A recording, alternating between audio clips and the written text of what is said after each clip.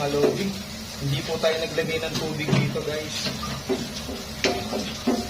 So ilagay na po natin yung ating sili mga idol. Yan.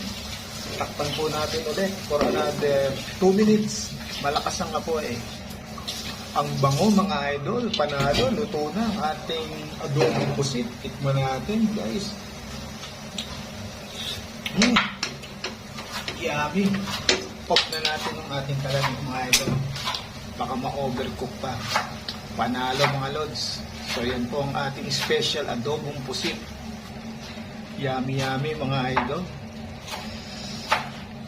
So anong pang hinihintay natin guys? Kakain na tayo syempre. Yummy yummy mga idol.